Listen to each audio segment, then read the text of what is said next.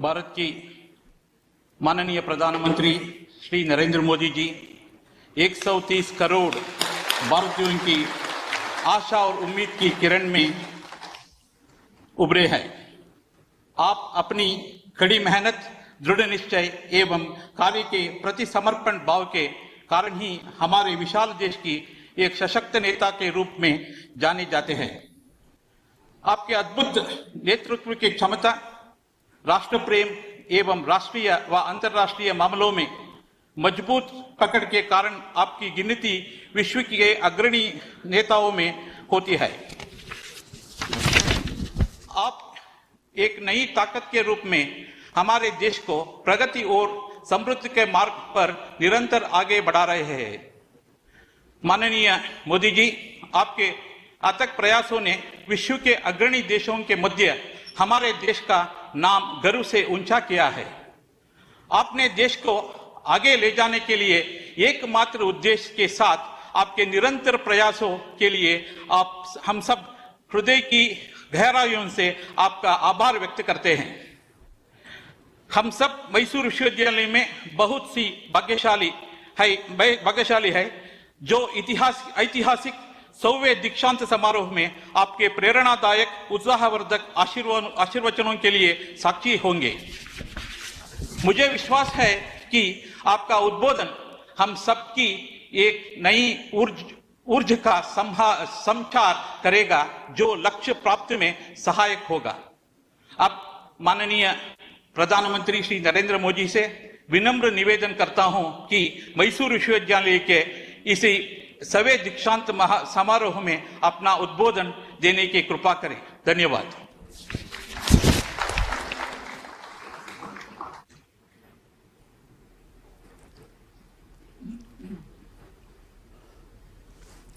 नमस्कार।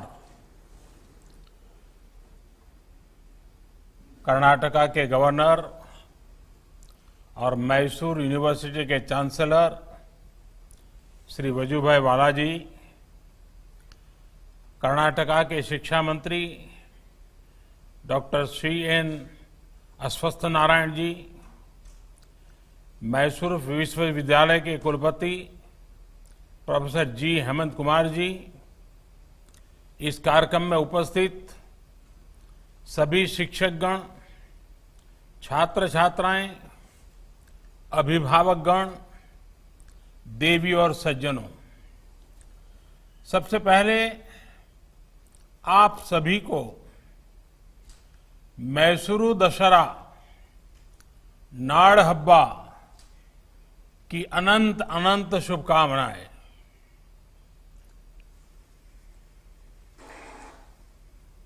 कुछ समय पहले मैं तस्वीरें देख रहा था कि इस बार कोरोना के खतरे के कारण भले ही अनेक बंदिशें हो, लेकिन उत्सव की उमंग पहले जितनी ही है।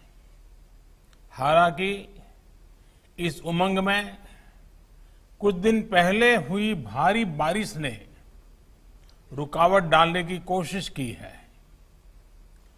सभी प्रभावित परिवारों के प्रति मेरी संवेदनाएं हैं। केंद्र सरकार और कर्नाटका सरकार मिलकर राहत की हर संभव कोशिश कर रही है।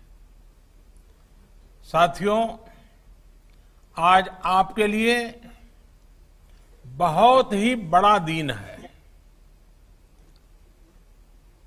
वैसे तो मेरा प्रयास रहता है कि ऐसे अवसरों पर अपने यंग फ्रेंड्स के उनसे आमने सामने फेस टू फेस मुलाकात कर सकूं और मैसूरू आने वाले मैसूर यूनिवर्सिटी के गौरवशाली विरासत 100वें दीक्षांत समारोह का हिस्सा बनने की तो बात मैं समझता हूं कुछ और ही होती, लेकिन इस बार कोरोना के कारण हम रियली नहीं, वर्चुअली जुड़ रहे हैं। ಘಟಿಕೋತ್ಸವದ ಈ ಸ್ಮರಣೀಯ ಸಮಾರಂಭದ ಸಂದರ್ಭದಲ್ಲಿ ನಿಮಗೆಲ್ಲರಿಗೂ ಅಭಿನಂದನೆಗಳು.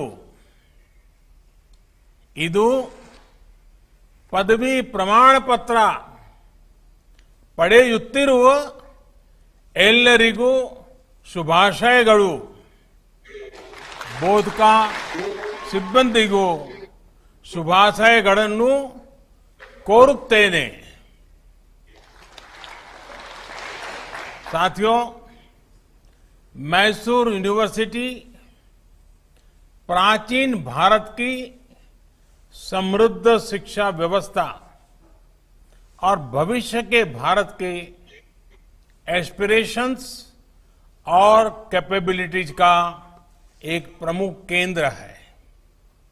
इस यूनिवर्सिटी ने राजर्षि नालवाड़ी कृष्णराज वड़ैयार और एम विश्वेश्वरैया जी के विजन और संकल्पों को साकार किया है. मेरे लिए सुखद संयोग है कि आज से ठीक 102 साल पहले आज के ही दिन राजर्षि नालवाड़ी कृष्णराज वड़ैयार ने मैसूर यूनिवर्सिटी के पहले कॉन्वोकेशन को संबोधित किया था. तब से लेकर आज तक रत्नगर्भा प्रांगण, इस रत्नगर्भा प्रांगण ने ऐसे अनेक साथियों को ऐसे ही कार्यक्रम में दीक्षा लेते हुए देखा है जिनका राष्ट्र निर्माण में अहम योगदान रहा है. भारत रत्न डॉक्टर सर्वपल्ली राधाकृष्णन जी जैसे अनेक महान व्यक्तित्वों ने इस शिक्षा संस्थान में अनेकों विद्यार्थियों को नई प्रेरणा दी है. ऐसे में आप सभी पर, आपके परिवार के साथ साथ हम सभी का विश्वास भी अधिक है और साथ साथ उम्मीदें भी अधिक है. आज आपकी यूनिवर्सिटी, आपके प्रोफेसर्स, टीचर्स आपको डिग्री के साथ साथ देश और समाज के प्रति आपकी जिम्मेदारी भी सौंप रहे हैं. साथियों, हमारे यहां शिक्षा और दीक्षा युवा जीवन के दो अहम पड़ाव माने जाते हैं. ये हजारों वर्षों से हमारे यहां एक परंपरा रही है. जब हम दीक्षा की बात करते हैं तो ये सिर्फ डिग्री प्राप्त करने का ही अवसर नहीं है.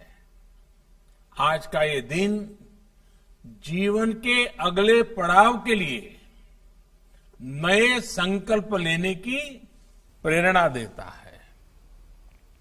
अब आप एक फॉर्मल यूनिवर्सिटी कैंपस से निकलकर रियल लाइफ यूनिवर्सिटी के विराट कैंपस में जा रहे हैं. एक ऐसा कैंपस होगा जहां जो नॉलेज आपने हासिल की है उसकी एप्लीकेबिलिटी काम आएगी. साथियों, महान कन्नड़ लेखक और विचारक गोरूरु रामस्वामी आयंगर जी ने कहा है, शिक्षणवे जीवनद बेलकु, यानी एजुकेशन जीवन के मुश्किल रास्तों में रोशनी दिखाने वाला माध्यम है. आज हमारा देश जब परिवर्तन के एक बड़े दौर से गुजर रहा है तब उनकी ये बात बहुत ज्यादा प्रासंगिक है. बीते 5-6 साल ये निरंतर प्रयास हुआ है कि हमारी शिक्षा, भारत का एजुकेशन सिस्टम छात्रों को 21वीं सदी की आवश्यकताओं के बीच आगे बढ़ने में भी और मदद करें। विशेष तौर पर हायर एजुकेशन में इंफ्रास्ट्रक्चर के निर्माण से लेकर स्ट्रक्चरल रिफॉर्म्स पर बहुत ज्यादा फोकस किया गया है। भारत को हायर एजुकेशन का ग्लोबल हब बनाने के लिए हमारे युवाओं को कॉम्पिटिटिव बनाने के लिए क्वालिटेटिव और क्वांटिटेटिव हर स्तर पर कोशिश की जा रही है। साथियों, आजादी के इतने वर्षों के बाद भी साल 2014 से पहले तक देश में 16 आईआईटीज थी। बीते 6 साल में औसतन हर साल एक नई आईआईटी खोली गई है। इसमें एक कर्नाटका के धारवाड़ में भी खुली है। 2014 तक भारत में 9 ट्रिपल आईटीज थी। इसके बाद के 5 सालों में 16 ट्रिपल आईटी बनाई गई है। बीते 5-6 साल में 7 नए आईआईएम स्थापित किए गए हैं, जबकि उससे पहले देश में 13 आईआईएम ही थे। इसी तरह करीब 6 दशक तक देश में सिर्फ 7 एम्स देश में सेवाएं दे रहे थे। साल 2014 के बाद इससे 2 गुने यानी 15 एम्स देश में या तो स्थापित हो चुके हैं या फिर शुरू होने की प्रक्रिया में है। साथियों, बीते 5-6 सालों से हायर एजुकेशन में जो प्रयास हो रहे हैं, ये प्रयास सिर्फ नए इंस्टीट्यूशन खोलने तक ही सीमित नहीं है। इन संस्थाओं में गवर्नेंस में रिफॉर्म से लेकर जेंडर और सोशल पार्टिसिपेशन सुनिश्चित करने के लिए भी काम किया गया है।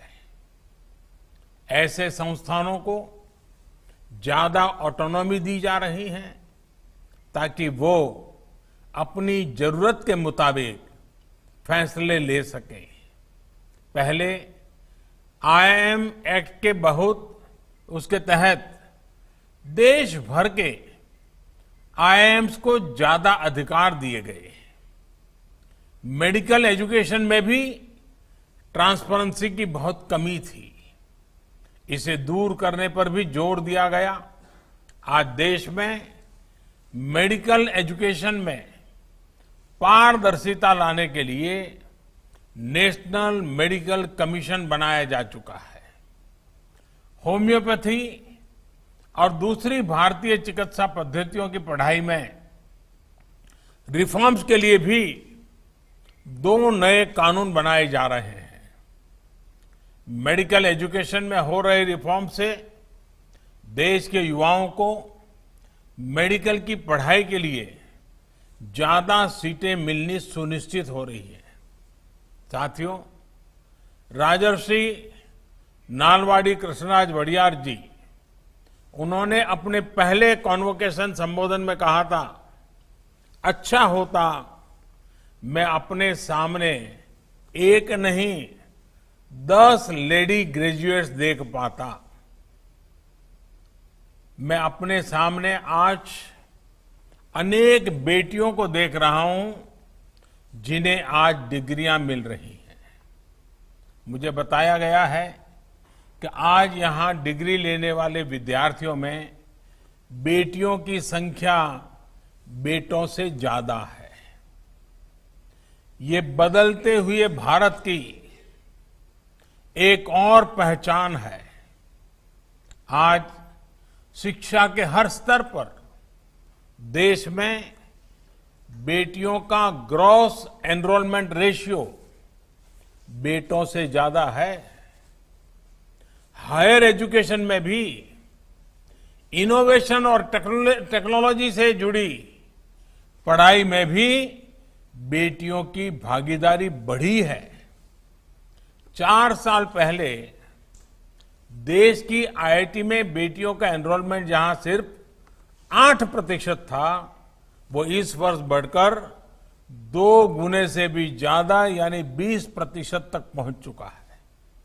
साथियों, एजुकेशन सेक्टर में ये जितने भी रिफॉर्म्स हुए हैं, उनको नई नेशनल एजुकेशन पॉलिसी नई दिशा, नई मजबूती देने वाली है।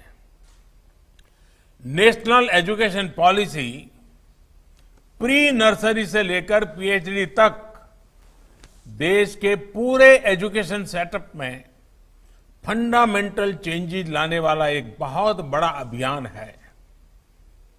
हमारे देश के सामर्थ्यवान युवाओं को और ज्यादा कॉम्पिटिटिव बनाने के लिए मल्टी डायमेंशनल अप्रोच पर फोकस किया जा रहा है।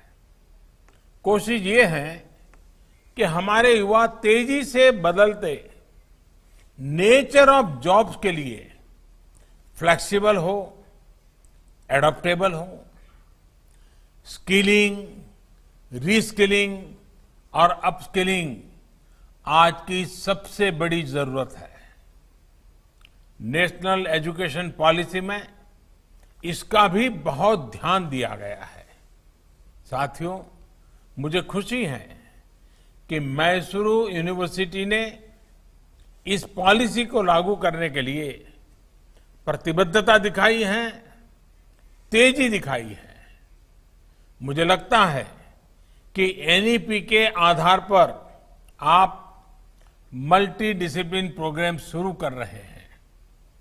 अब जहां तक आपके सपनों और सामर्थ्य का विस्तार हो, उसके मुताबिक आप विषयों का चयन कर सकते हैं। इसमें आप ग्लोबल टेक्नोलॉजी और लोकल कल्चर साथ साथ पढ़ सकते हैं। उस टेक्नोलॉजी का इस्तेमाल आप लोकल चीजों को बढ़ाने में कर सकते हैं। साथियों, हमारे देश में ये जो चौतरफा रिफॉर्म्स हो रहे हैं, उतने पहले कभी नहीं हुए। पहले कुछ फैसले होते भी थे तो वो किसी एक सेक्टर में होते थे और दूसरे सेक्टर छूट जाते थे। बीते 6 सालों में मल्टीपल रिफॉर्म्स हुए हैं, मल्टीपल सेक्टर्स में रिफॉर्म हुए हैं। अगर एनईपी देश के एजुकेशन सेक्टर का फ्यूचर सुनिश्चित कर रही है, तो ये आप जैसे युवा साथियों को भी एम्पावर कर रही है। अगर खेती से जुड़े रिफॉर्म्स किसानों को सशक्त कर रहे हैं, तो लेबर रिफॉर्म्स लेबर और इंडस्ट्री दोनों को ग्रोथ, सिक्योरिटी और ट्रस्ट दे रहे हैं। डायरेक्ट बेनिफिट ट्रांसफर, इससे हमारा जहां हमारे पब्लिक डिस्ट्रीब्यूशन सिस्टम में सुधार आया है, तो वहीं रेरा से हमारे होम बायर्स को सुरक्षा मिली है। देश को टैक्स के जाल से मुक्ति दिलाने के लिए अगर जीएसटी लाया गया, तो टैक्स पेयर को परेशानी से बचाने के लिए फेसलेस असेसमेंट की सुविधा हाल ही में शुरू की गई है। इंसॉल्वेंसी बैंक्रप्सी कोड, इससे जहां पहली बार इंसॉल्वेंसी के लिए एक लीगल फ्रेमवर्क बना, तो एफडीआई रिफॉर्म से हमारे यहां इन्वेस्टमेंट बढ़ रहा है। साथियों, आपने बीते 6-7 महीने में ये देखा होगा कि रिफॉर्म्स की गति और दायरा दोनों बढ़ रहा है। खेती हो, स्पेस हो, डिफेंस हो, एविएशन हो, लेबर हो, ऐसे हर सेक्टर में ग्रोथ के लिए जरूरी बदलाव किए जा रहे हैं। अब सवाल ये है कि आखिर ये किया क्यों जा रहा है? ये आप जैसे करोड़ों युवाओं के लिए ही किया जा रहा है। इस दशक को भारत का दशक बनाने के लिए किया जा रहा है। ये दशक भारत का तभी होगा जब हम आज अपनी फाउंडेशन को मजबूत रखेंगे। युवा भारत के जीवन में ये दशक बहुत बड़ा मौका लेकर आया है। साथियों, देश के बेहतरीन एजुकेशन इंस्टीट्यूट में से एक होने के नाते मैसूर यूनिवर्सिटी को भी हर नई स्थिति के हिसाब से इनोवेट करना होगा। पूर्व कुलपति महान कवि साहित्यकार कुवेम्पू जी ने यूनिवर्सिटी के मेन कैंपस को मान संगोत्री यानी मन का शाश्वत प्रवाह का जो नाम दिया था, उससे आपको निरंतर प्रेरणा प्राप्त करनी है।